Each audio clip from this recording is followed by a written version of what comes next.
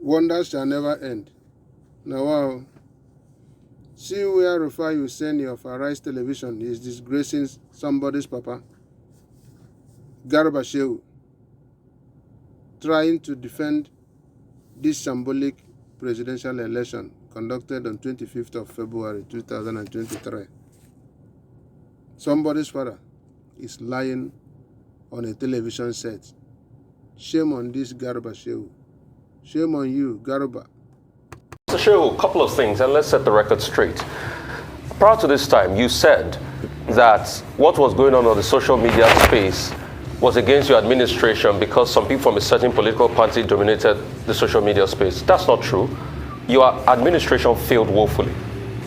Inflation numbers, debt burden, one of the highest level of poverty and insecurity as we speak today, all the indices, your administration failed. And that's why a lot of people were surprised that the party got re-election. And you can challenge me on the facts, and that I'm giving you the facts. Inflation numbers now is 22%, one of the highest in recent times. Over 20 trillion ways and means debt.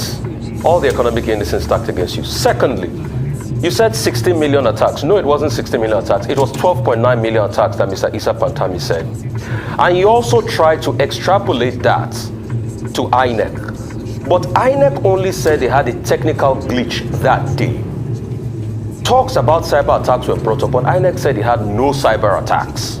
That's to get the facts right. In fact, people have challenged Mr. Issa Pantami on the results he released as regards cyber attacks in Nigeria for election day, vis-a-vis the global cyber attacks map of what happened on that day.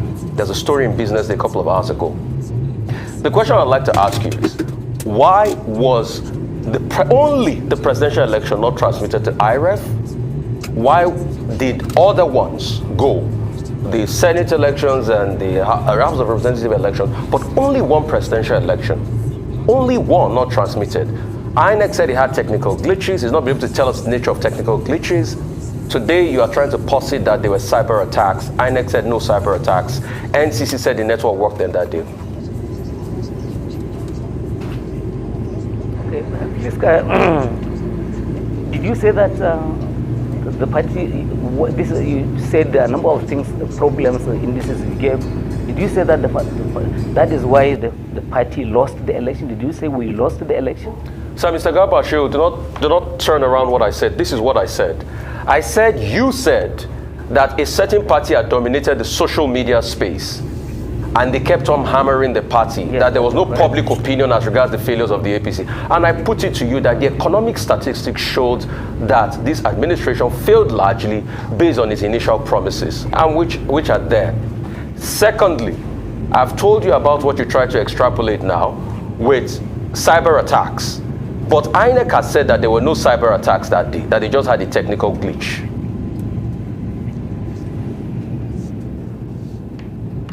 Okay, let me say to you that as a government, we believe that we have done reasonably well. And we have delivered on all of the major promises that this administration has made prior to coming to office. And these things are key. Issues of security. We know what this country was like when we came in. This country had been split into two. We had a caliphate carved out of this country by Boko Haram, with the flag of their own system of administration, their own system of taxation, and all of that. 17 of 27 local councils in Borno State were in that republic. All of that has changed.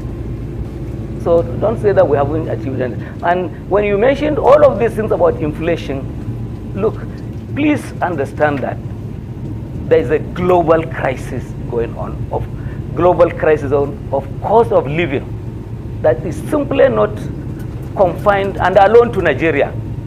Everyone is involved, whether it is arising from the things that emanated from the COVID crisis, and we know what it has done.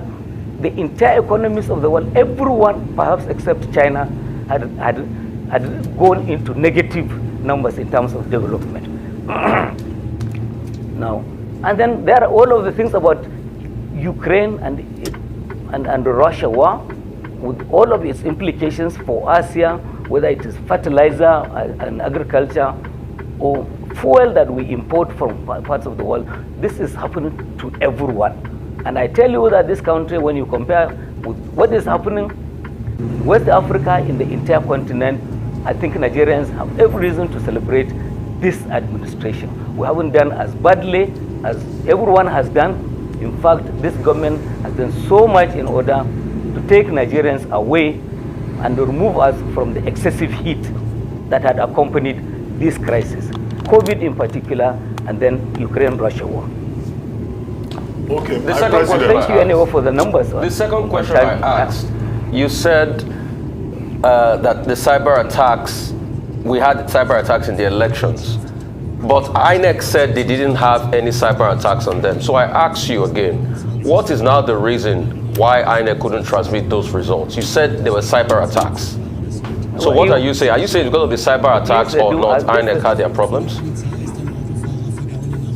Well, the thing is that I'm not here to be academic on any matter. The minister of the Nigerian government said there were cyber attacks. I'm supposed to believe the minister of the Nigerian government. If INEC said there were no cyber attacks, please bring the two together, the minister of digital economy, and let them resolve this issue. I'm simply a spokesman for the Nigerian president, and I'm not into all of those details.